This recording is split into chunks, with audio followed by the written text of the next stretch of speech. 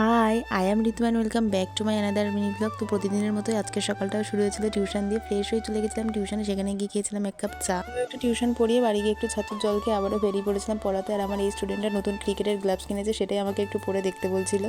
দুপুরের দিকে আমাকে এই লাড্ডুটা খেতে দিয়েছিল, বাট দুপুরে তো আমার একদম ইচ্ছা করছিল না। দেন পড়িয়ে বাড়ি এসে স্নান কমপ্লিট করে নিয়েছিলাম লাঞ্চ। আর আজকে লাঞ্চে তো ছিল অনেক কিছু, শুক্তো, পাতা বাটা, মাছের ঝোল, মাছের তেল।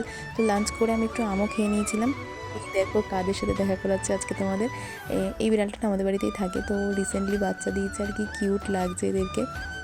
তো আমি একটু ঘুমিয়েছিলাম, ঘুম থেকে উঠে আমার বিকালে আরও দুটো পড়ানো ছিল, তো রেডি হয়ে এখন বেরিয়ে পড়েছি পড়াতে যাওয়ার জন্য। আচ্ছা, তোমরা আমাকে কমেন্টে অবশ্যই জানিও আমার এই রোজকার ডেইলি লাইফস্টাইল তোমাদের কেমন লাগে।